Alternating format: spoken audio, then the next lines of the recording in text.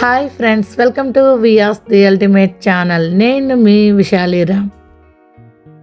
Friends, కోటప్పకొండలో స్వామివారి దర్శనం చేసేసుకుని ఇప్పుడు ఇక్కడ నుంచి మేము స్టార్ట్ అయిపోతున్నామండి. నెక్స్ట్ మేము ఏ ఊరు వెళ్తున్నామంటే త్రిపురాంతకపురం వెళ్తున్నామండి. ఇక్కడ నుండి త్రిపురాంతపురం వెళ్ళడానికి 2 hours జర్నీ టైం పడుతుందటండి. ఇప్పుడు టైము 4 అయిందండి. మేము త్రిపురాంతపురం వెళ్ళేసరికి టైము 6 అవుతుందటండి. మేము అలా ప్రయాణం చేస్తూ ఉంటాము. ఈలోపు మీరేం చేయాలి? మీలో ఎవరైనా ఫస్ట్ టైం మన ఛానల్ని చూస్తే కనుక ప్లీజ్ మన ఛానల్ని సబ్స్క్రైబ్ చేసుకోండి. పక్కనున్న బెల్ ఐకాన్ ప్రెస్ చేస్తే నేను ఎప్పుడు వీడియో పెట్టినా మీకు నోటిఫికేషన్ వచ్చేస్తుందండి. వీడియోలో మీకు ఒక గుడి కనిపిస్తుంది కదండి. ఇప్పుడు మనం ఆ గుడి దగ్గరికే వెళ్తున్నాము. ఇక్కడ గుడి దగ్గరికి వెళ్ళాలంటే ఇటు సైడ్ కొండ ఎక్కి వెళ్ళాలి. మన వెహికల్ కొండపైకి వెళ్తుందండి. ఇటు సైడ్ మెట్ల దారి కూడా ఉంది. నాకు వీలైతే వీడియోలో అది కూడా చూపిస్తాను. గుడి దగ్గరికి వచ్చేసామండి. ఇప్పుడు లోపలికి వెళ్ళి స్వామివారి దర్శనం చేసుకుందామండి. గుడి అయితే చాలా ఖాళీగానే ఉంది. మనకి దర్శనం స్పీడ్గానే అయిపోతుందండి. ఇంతకీ మీకు ఈ ఆలయంలో ఏ స్వామివారు ఉంటారో చెప్పనే లేదు కదండి. అంటే మీలో చాలామందికి తెలిసే ఉంటుంది. తెలియని వారి కోసం చెప్తున్నానండి. ఈ ఆలయంలో త్రిపురాంతకేశ్వర స్వామివారు, పార్వతి త్రిపురాంబాదేవి ఉంటారటండి. ఈ ఆలయానికి మెట్ల దారి కూడా ఉందని చెప్పా కదండి. ఇక ఇటు సైడు ఇలా వస్తే ఇది మెట్ల దారి అండి. మనం కొండ కింద నుంచి మెట్లు ఎక్కుకుంటూ ఇలాగ ఆలయం దగ్గరికి వచ్చేయచ్చు. ఈ ఆలయం దగ్గర ఇంకొక అమ్మవారు, బాల త్రిపుర సుందరి అమ్మవారు కూడా ఉంటారటండి. కాకపోతే కొండపైన మాత్రం త్రిపురాంతకేశ్వర స్వామి వారు, పార్వతి త్రిపురాంబాదేవి ఉంటారట. కొండ కింద బాల త్రిపుర సుందరి దేవి అమ్మవారు ఉంటారటండి. ఫస్ట్ మనం బాల త్రిపుర సుందరి అమ్మవారిని దర్శనం చేసుకుని ఆ తర్వాత కొండపైకి వచ్చి ఇవి స్వామివారిని దర్శనం చేసుకోవాలటండి. మాకు తెలియదు కాబట్టి మేము ఫస్ట్ ఈ స్వామివారి దర్శనం చేసుకోవడానికి వచ్చేసామండి. నేనైతే ఈ ఆలయానికి ఫస్ట్ టైం వచ్చానండి. ఈ ఆలయానికి ఇంకొక ప్రత్యేకత ఉందండి. నాకు ఇక్కడికి వచ్చాకనే తెలిసింది.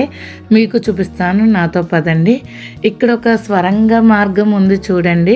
ఇది మేము శ్రీశైలంకి వెళ్తున్నామని చెప్పాం కదండి. పూర్వం శ్రీశైలంకి ఇలాగా బిల్వ మార్గాన్ని వెళ్ళేవారటండి. ఇప్పుడైతే ఇక్కడ గేట్లు అవి తాళాలు అవి వేసేసి ఉన్నాయండి. మరి ఇప్పుడు దీన్ని యూజ్ చేస్తున్నారో లేదో మనకు తెలీదు. ఇక్కడ ఎవరూ లేరండి మాకు చెప్పేవాళ్ళు కూడా. జస్ట్ ఇప్పుడు అలా వెళ్తే శ్రీశైలంకి వెళ్ళిపోవచ్చట. ఇప్పుడు మేము లోపలికి వెళ్ళి స్వామివారి దర్శనం చేసుకుంటామండి. ఇక్కడ ఆలయం లోపలికి వెళ్తుంటే ఒక త్రిశూలం ఉందండి గేటు దగ్గర. అది తీస్తుంటే చాలా పొడవుగా ఉంది. బయటికి విడిగా వస్తుందన్నమాట అండి. సరదాగా తీసి మేము చూసాము. మళ్ళీ అందులో పెట్టేశామండి, దేవుడిది కదా. ఆలయం లోపలికి వచ్చేసామండి. గుడి అయితే చాలా ఖాళీగానే ఉంది. మనం స్వామివారిని ప్రశాంతంగా చూస్తూ మనస్ఫూర్తిగా దండం పెట్టుకోవచ్చండి. చాలా ఫ్రీగా ఉంది. నాతో పాటు మీరు కూడా స్వామివారి అమ్మవారి దర్శనం చేసుకోండి.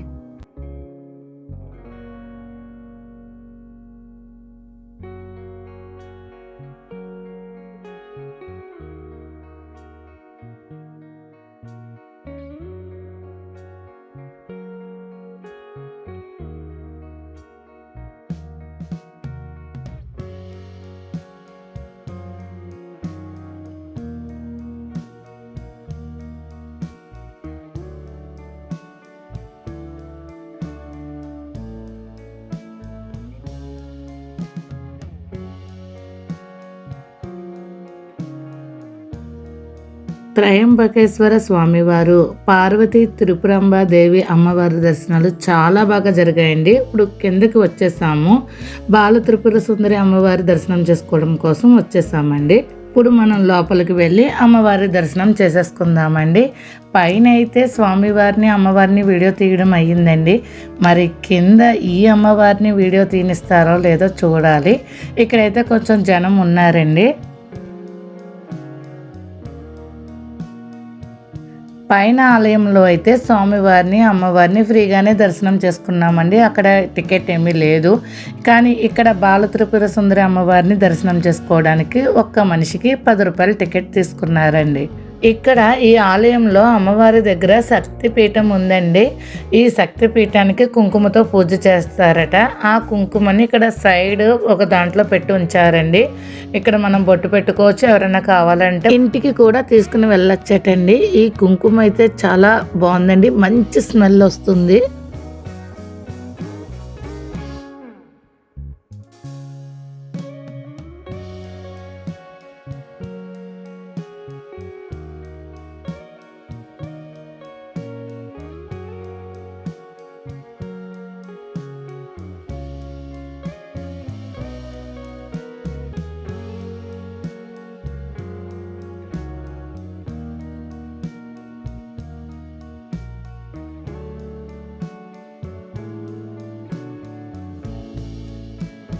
త్రిపురాంతకపురంలో స్వామివారిని అమ్మవారిని దర్శనం చేసేసుకున్నామండి.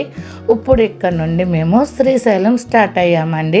శ్రీశైలం స్టార్ట్ అయ్యే టైంకి చాలా చీకటి పడిపోయిందండి. ఇక్కడ మేము కొండ ఎక్కడానికి కూడా చాలా టైం పడుతుందంట, శ్రీశైలం కొండ ఎక్కడానికి. మళ్ళీ మనం నెక్స్ట్ వీడియోలో కలుద్దామండి. ఈ వీడియో కనుక మీకు నచ్చినట్టయితే లైక్ చేయండి, షేర్ చేయండి, మన ఛానల్ని సబ్స్క్రైబ్ చేసుకోండి. Thank you friends.